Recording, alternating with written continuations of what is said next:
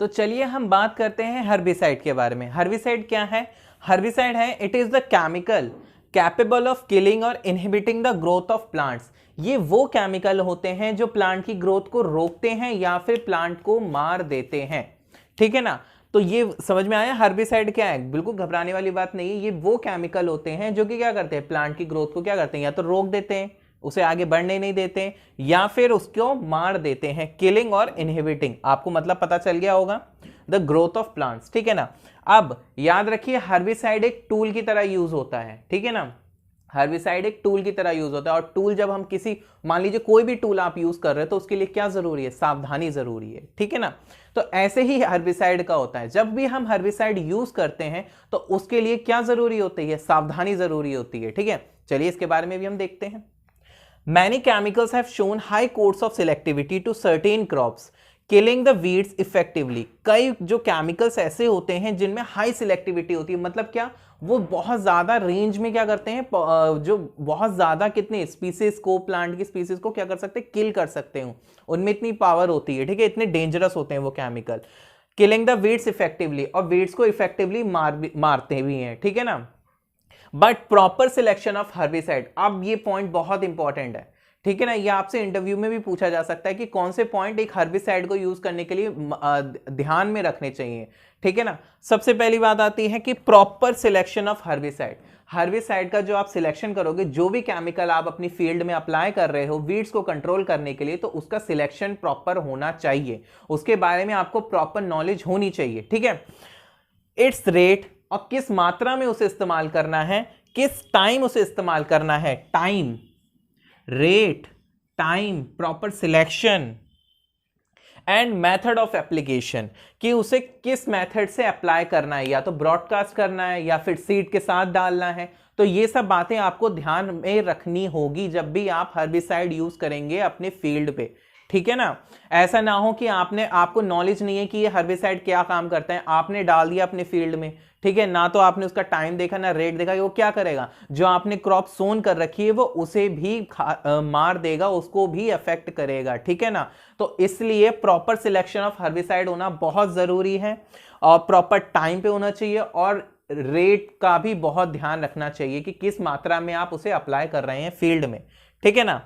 और तभी आप क्या होगा, ये क्या है, ये मेथड ऑफ एप्लीकेशन भी आपको पता होनी चाहिए। Very important to obtain desired degree of weed control and crop selectivity, तभी आप desired degree of weed control कर पाएंगे।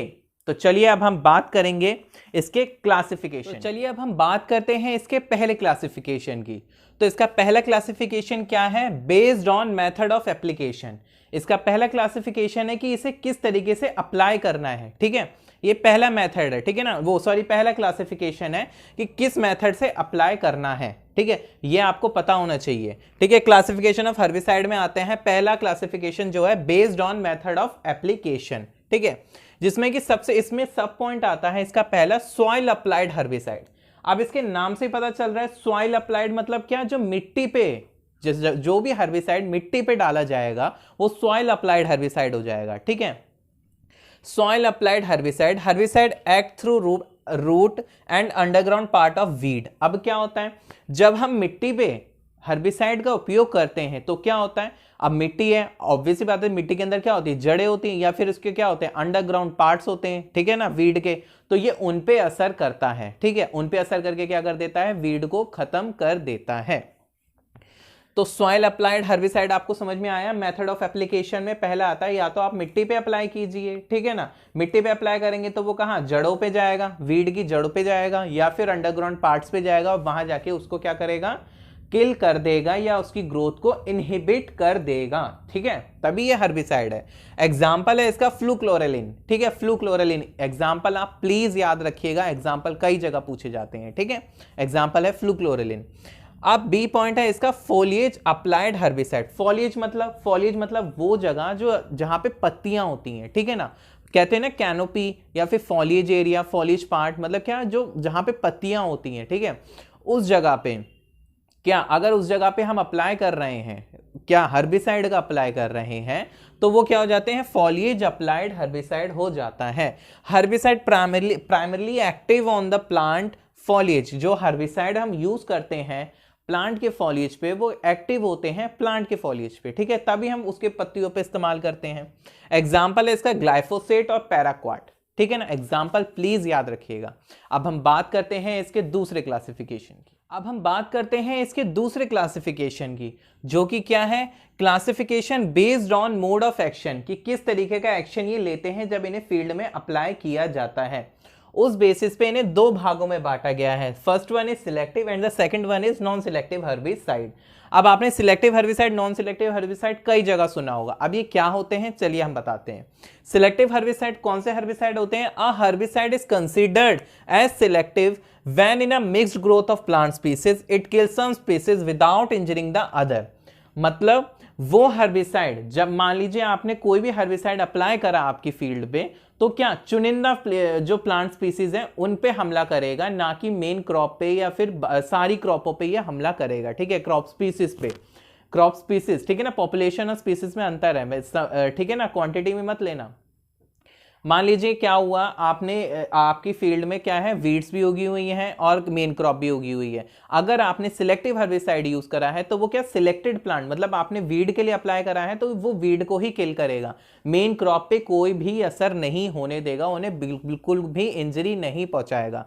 जो भी अटैक करेगा, जो भी इंजरी पहुंचाएगा, ये किसे पहुंचाएगा, हर्बिसाइड। वो हर्बिसाइड किसे पहुंचाएगा, वीड को पहुंचाएगा। तो अगर वो सिलेक्टेड प्लांट पे हमला कर रहा है तो वो हो जाएगा सिलेक्टिव हर्बिसाइड, ठीक है। नॉन सिलेक्टिव हर्बिसाइड कौन से होते हैं? ये वो हर्बिसाइड होते हैं जो कि डिस्ट्रॉय कर देते हैं पूरी फील्ड के जितने भी, मान लीजिए आपने आपकी क्रॉप में, मेन क्रॉप भी जो आपने क्रॉप बोई है वो भी है, सोन करी है, ठीक है ना, और साथ में उसकी वीड भी है। अगर आपने क्या करा, नॉन सिलेक्टिव हर्बिसाइड यूज कर दिया, तो वो क्या करेगा, वीड को तो किल करेगा ही करेगा, साथ ही साथ आपकी मेन क्रॉप को भी इंजरी पहुंचाएगा। और जैसा हाल, मतलब जो वो वीड के साथ कर रहा है, सेम वही चीज वो क्या कर देगा, आपकी मेन क्रॉप के साथ भी कर देगा, ठीक है ना, उन्हें किल कर देगा या फिर उनकी ग्रोथ को इनहिबिट कर देगा। तो वो हो जाते हैं नॉन सिलेक्टिव हर्बिसाइड। अब सिलेक्टिव हर्बिसाइड का एग्जांपल है एट्राजीन और नॉन सिलेक्टिव हर्बिसाइड का एग्जांपल है पैराक्वाट। वैसे तो इसके बहुत सारे एग्जांपल हैं, तो प्लीज एग्जांपल पे ज्यादा फोकस कीजिएगा, ठीक है, मोस्टली एग्जाम में पूछ लिया जाता है। तो समझ में आया सिलेक्टिव और नॉन सिलेक्टिव। सिलेक्टिव वो होते हैं जो कि सिलेक्टेड प्लांट्स पे अटैक करते हैं, ठीक है ना। अब मेन क्रॉप को नहीं, अब ऑब्वियस सी बात है, जब आप अप्लाई करोगे हर्बिसाइड तो ये बात का ध्यान रखोगे कि मेन क्रॉप को नुकसान ना पहुंचे, ठीक है ना, सिर्फ क्या वीड्स हैं या फिर जो अदर प्लांट्स हैं उनको ही अटैक करे, ठीक है, तो ये उन्हीं पे अटैक करेगा, सिलेक्टेड प्लांट्स पे अटैक करेगा। एग्जांपल है एट्राजीन। लेकिन नॉन सिलेक्टिव हर्बिसाइड वो होते हैं जो कि पूरी फील्ड को डिस्ट्रॉय कर देंगे, वो ये नहीं देखेंगे कि ये वीड है कि ये मेन वो क्रॉप है, ठीक है। तो चलिए अब हम बात करते हैं इसके नेक्स्ट पॉइंट की। तो अब हम बात करेंगे इसके तीसरे क्लासिफिकेशन की, जो कि बेस्ड ऑन मोबिलिटी। मतलब क्या, मूवमेंट। मोबिलिटी मतलब क्या होता है, मूवमेंट, ठीक है, कि इसके मूवमेंट पे भी क्या कर रखा है, जो हर्बिसाइड है उनको क्या कर रखा है, क्लासिफाई कर रखा है, ठीक है। ये भी एक बेसिस है ऑन उनके क्या, मूवमेंट पे, उनकी मोबिलिटी पे के हिसाब से भी उन्हें क्या कर रखा है, क्लासिफाई कर रखा है, ठीक है। तो जिसमें कि नंबर 1 आता है कॉन्टैक्ट हर्बिसाइड, ठीक है। कॉन्टैक्ट हर्बिसाइड क्या है? अब contact herbicide kill those plant part with which it comes in direct contact. Example है पैराक्वाट। अब आपको ऐसे समझ नहीं आ रहा होगा, मैं इसे एक्सप्लेन करता हूं अच्छे से। कॉन्टैक्ट हर्बिसाइड, इसके नाम से पता चल रहा है, कॉन्टैक्ट हर्बिसाइड वो हर्बिसाइड होते हैं जो कि प्लांट के कॉन्टैक्ट में, जिस पार्ट के कॉन्टैक्ट में आएंगे उस पार्ट को क्या कर देंगे, those plant part with which it comes in direct contact, उसे क्या कर देंगे, किल कर देंगे, उस पार्ट को डैमेज कर देंगे या फिर उस पार्ट को बिल्कुल खत्म कर देंगे, ठीक है ना। तो ये क्या हुआ, डायरेक्टली कॉन्टैक्ट पे आने पे हुआ ये। मान लीजिए एक प्लांट लगाएं, आपने उस पे अप्लाई कर दिया कॉन्टैक्ट हर्बिसाइड, तो वो जहां जहां वो हर्बिसाइड प्लांट के कॉन्टैक्ट पे आया है उस जगह पे क्या करेगा, प्लांट को डिस्ट्रॉय कर देगा, किल कर देगा, उस जगह को इंजरी पहुंचाएगा और नुकसान देगा, ठीक है। एग्जाम्पल है इसका पैराक्वाट। पैराक्वाट मैंने बताया था नॉन सिलेक्टिव में आता है, नॉन सिलेक्टिव में भी तो पैराक्वाट ही था। एग्जाम्पल याद रखिएगा। कॉन्टैक्ट हर्बिसाइड समझ में आया, कॉन्टैक्ट हर्बिसाइड नाम से ही पता चल रहा है, जिस प्लांट, मतलब ये वो हर्बिसाइड होते हैं कि जिस प्लांट पार्ट के कॉन्टैक्ट में आते हैं उसको क्या करते हैं, किल कर देते हैं। अब बात आती है ट्रांसलोकेटेड हर्बिसाइड। किल ये भी करेंगे, ट्रांसलोकेटेड हर्बिसाइड भी किल करेंगे, लेकिन ये क्या करेंगे, herbicide which tends to move from treated part to untreated areas through xylem phloem depending upon the nature of its molecule. अब ये हर्बिसाइड क्या करते हैं, हर्बिसाइड ये भी किल करेंगे, ये वाला हर्बिसाइड जो है ये भी प्लांट को, वीड को, जो भी है किल करेगा, लेकिन ये क्या करेगा, डायरेक्टली जहां पे इसे अप्लाई करा है वहां पे ये क्या करेगा, वहां पे अटैक नहीं करेगा, वहां पे उसे डिस्ट्रॉय, डैमेज नहीं करेगा उस प्लांट पार्ट को। ये क्या करेगा, अंदर जाएगा। Herbicide tends to move from treated part, मतलब आपने जहां अप्लाई करा वो हो गया ट्रीटेड पार्ट, और जहां अप्लाई नहीं करा है अनट्रीटेड पार्ट के अनट्रीटेड एरियाज में जाएगा। और वो कैसे जाएगा, थ्रू जाइलम और फ्लोएम। आपको पता ही होगा जाइलम और फ्लोएम से क्या होता है, वाटर मिनरल्स जो भी हैं, ठीक है ना, न्यूट्रिएंट्स हैं, वो ट्रांसपोर्ट होते हैं, वहां जाके क्या करेगा, वहां पे जाके ये अनट्रीटेड एरियाज में भी ये हर्बिसाइड पहुंच जाएगा, वहां पे अटैक करेगा। ये वहां पे अटैक नहीं करेगा जहां इस पे डायरेक्टली अप्लाई करा गया है, ये वहां अटैक नहीं करेगा, ये क्या करेगा, प्लांट के जाइलम और फ्लोएम में जाकर, ठीक है, ट्रीटेड पार्ट से अनट्रीटेड पार्ट में जाके उसे क्या करेगा, डैमेज करेगा, प्लांट को किल करेगा। और ये जो इसका ये जाना है ट्रीटेड एरिया से अनट्रीटेड एरिया में, ये डिपेंड करता है इसकी, जो भी हर्बिसाइड हम यूज कर रहे हैं उसके मॉलिक्यूल का नेचर कैसा है, ठीक है। एग्जाम्पल है इसका ग्लाइफोसेट, ठीक है, ये याद रखिएगा।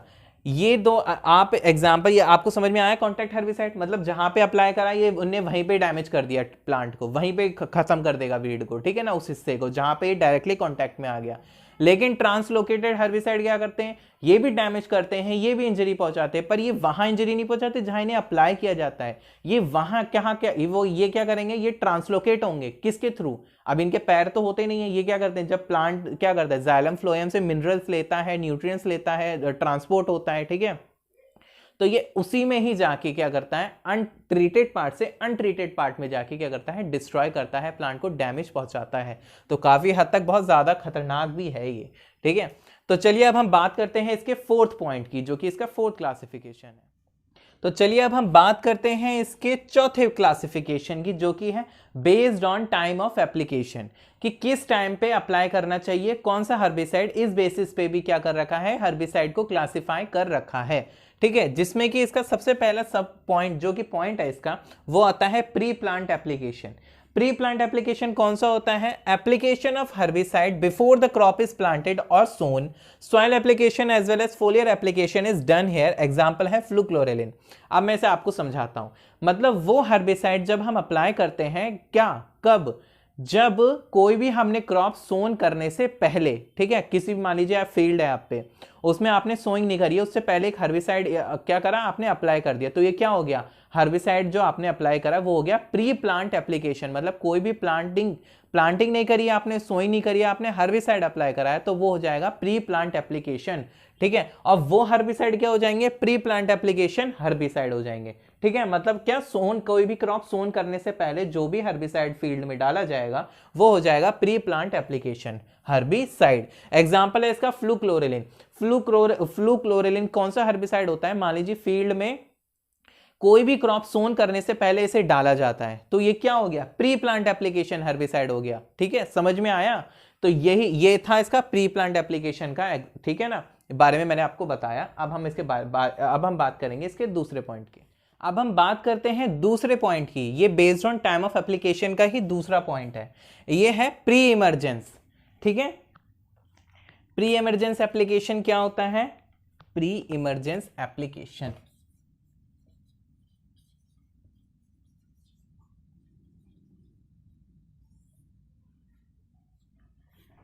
प्री इमरजेंस एप्लीकेशन कौन से हर्बिसाइड होते हैं, वो हर्बिसाइड होते हैं application of herbicide before the crop और weed has emerged. In case of annual crop, application is done after sowing the crop, but perennial it is referred as pre-emergence to the weeds. अब समझना इस बात को, pre emergence application वो application of herbicide होता है जिसमें कि हम अप्लाई करते हैं हर्बिसाइड बिफोर द क्रॉप और वीड हैज इमर्ज्ड। पहले वाले में क्या था, क्रॉप को जो सीड है वो सोन करने से पहले, यहां पे क्या है, सीड सोन हो गए, लेकिन उसकी इमरजेंस से पहले जो हर्बिसाइड अप्लाई होते हैं उन्हें बोला जाता है प्री इमरजेंस एप्लीकेशन, या फिर प्री इमरजेंस हर्बिसाइड बोल सकते हैं, ठीक है, समझ में आया। Application of herbicide before the crop और weed has emerged. I hope आपको इमर्ज का मतलब पता होगा कि मतलब क्या, वो डॉर्मेंट स्टेट से निकल चुके हैं और धीरे धीरे क्या कर रहे हैं, ग्रो कर रहे हैं, वो निकल नहीं आते, ग्रीन ग्रीन होने लगती, ग्रीनरी आने लगती है, वो सब नहीं हुआ है अभी, वो सीड है तो वो सीड ही में के ही रूप में है, ठीक है। सोइंग हो चुकी है लेकिन इमर्ज नहीं हुए हैं, तब हम कोई भी एप्लीकेशन करते हैं तो वो हो जाता है प्री इमर्जेंस एप्लीकेशन। पहले वाले में क्या था, सीड सोन नहीं हुए थे, इसमें सीड सोन हो चुके हैं लेकिन इमर्ज नहीं हुए हैं, ठीक है, उगे नहीं है, तो application of herbicide before the crop और वीड हैज इमर्ज्ड। अब इसमें भी दो केस बनते हैं, अगर हम एनुअल क्रॉप में अप्लाई कर रहे हैं तो ये क्या है, in case of annual crop application is done after the sowing crop, ठीक है। अब आप मान लीजिए आपने कोई एनुअल क्रॉप ले रखी है जो साल भर में लाइफ साइकिल पूरा कर रही है, क्या हुआ वो क्रॉप, क्या हुआ उस क्रॉप में भी अप्लाई करा आपने, in case of annual crop application is done after sowing the crop. लेकिन परनियल में क्या है, परनियल का केस अलग होगा, अब वहां पे आप मेन क्रॉप हटा के तो नहीं डालोगे, ठीक है। उस क्रॉप में प्री इमरजेंस हेर्बिसाइड या एप्लीकेशन कब होगा, वीड के लिए होता है, ठीक है। एनुअल में क्या है, क्रॉप के लिए होता है प्री इमरजेंस की क्रॉप नहीं होगी है, ठीक है, तब हमने अप्लाई कर दिया है, क्रॉप सोन हो गई है लेकिन इमर्ज नहीं हुई है तब आपने अप्लाई कर दिया है। अब लेकिन क्या होता है परनियल वीड में, क्या होगा क्योंकि परनियल वीड तो क्या 2 से अधिक साल लगाते हैं ग्रोन होने में, ठीक है, सोन अपना लाइफ साइकिल कंप्लीट करने में, तब लेकिन तो परनियल जब वीड ऐसा होता है तो परनियल वीड में प्री इमरजेंस कब होता है, वीड के लिए होता है, ठीक है। एनुअल में क्रॉप के लिए होता है, प्री इमरजेंस में वीड के लिए होता है। एग्जाम्पल है इसका एट्राजीन, समझ में आया, प्री इमरजेंस एप्लीकेशन, कुछ ज्यादा टेंशन वाली बात नहीं है, सिंपल सी बात ये कि आपने क्रॉप सोन कर दी है, जो क्रॉप के सीड हैं वो सोन कर दिए हैं फील्ड में, उसकी इमरजेंस से पहले अगर आपने अप्लाई करा है तो वो प्री इमरजेंस एप्लीकेशन हो जाएगा, या ठीक है, और जो हर्बिसाइड यूज करा है वो प्री इमरजेंस हर्बिसाइड हो जाएगा। तो चलिए अब हम बात करते हैं इसके तीसरे पॉइंट की। अब हम बात करते हैं इसके तीसरे पॉइंट की जो कि है पोस्ट इमरजेंस एप्लीकेशन। अब हमने पहले में क्या करा था, पहले में क्या करा, सीड सोन होने से पहले करा हर्बिसाइड अप्लाई। हमने दूसरे में क्या करा, सीड सोन हो चुके हैं लेकिन इमर्ज नहीं हुए हैं तब अप्लाई करा हर्बिसाइड। लेकिन हम अब यह आता है तीसरा पॉइंट जिसमें पोस्ट इमरजेंस है, ये इसमें क्या होता है, herbicide application after the emergence of crop और weed is referred as post emergence application. मतलब क्या, सीड क्या हो चुके हैं, इमर्ज हो चुके हैं, वीड के भी और किसके, मेन क्रॉप के भी, ठीक है ना। ऐसे में क्या होता है, अगर हर्बिसाइड अप्लाई किया जाता है इमर्ज क्रॉप में तो वो कहलाता है पोस्ट इमरजेंस एप्लीकेशन कहलाता है, ठीक है ना। अब इसमें एक कंडीशन बनती है, मान लीजिए आपने क्रॉप मेन क्रॉप में आपने फील्ड में मेन क्रॉप भी है और साथ साथ वीड तो होती है, वीड तो अनवांटेड प्लांट है, लेकिन जो मेन क्रॉप है वो इमर्ज ना होके क्या हो गया, वीड पहले आ गया है। तो ऐसे में क्या होता है, अगर वीड उसे किल कर देता है, वीड को किल कर देता है हर्बिसाइड मेन क्रॉप के उगने से पहले ही, मान ली, ठीक है ना, तो वो कंडीशन कहलाती है अर्ली पोस्ट इमरजेंस। समझ में आया, when the weed grow before the crop plant have emerged through the soil and are killed with the herbicide then it is called as early post emergence, ठीक है ना। Main crop के होने से पहले वीड आ गया वहां पे और वीड को उस हर्बिसाइड ने किल कर दिया, ठीक है, तो उस कंडीशन को क्या कहा जाता है, अर्ली पोस्ट इमरजेंस, ठीक है। अब देखिए 2,4-D सोडियम सॉल्ट जो है वो एग्जाम्पल है पोस्ट इमरजेंस का, किसका एग्जाम्पल है, पोस्ट इमरजेंस का। लेकिन जो पैराक्वाट स्प्रे है, जब हम पैराक्वाट स्प्रे करते हैं फील्ड में तो वो होता है एग्जाम्पल अर्ली पोस्ट इमरजेंस का। समझ में आया। तो अब हम बात करेंगे इसके पांचवें पॉइंट की, ये क्लासिफिकेशन का ही पांचवा पॉइंट है, ठीक है ना। जो अभी तक मैंने आपको बताया post emergency time of application के पॉइंट थे, ठीक है। अब बात आती है पांचवें पॉइंट की जो कि है बेस्ड ऑन मॉलिक्यूलर स्ट्रक्चर, ठीक है। इसमें बस 2 ही पॉइंट है जो कि है इनऑर्गेनिक कंपाउंड और ऑर्गेनिक कंपाउंड। जो भी हर्बिसाइड होगा उसमें 2 ही तरीके के कंपाउंड हो सकते हैं, 2 ही तरीके के मॉलिक्यूलर स्ट्रक्चर हो सकते हैं, या तो वो ऑर्गेनिक होंगे या फिर वो क्या होंगे, इनऑर्गेनिक होंगे। इस बेसिस पे भी हर्बिसाइड को क्या किया गया है, क्लासिफाई किया गया है। तो यहां तक था क्लासिफिकेशन ऑफ हर्बिसाइड, ठीक है। तो यदि आपको हमारी दी गई नॉलेज अच्छी लगी हो तो प्लीज हमारे चैनल को ज्यादा से ज्यादा लाइक करें, शेयर करें, सब्सक्राइब करें। Thanks for watching.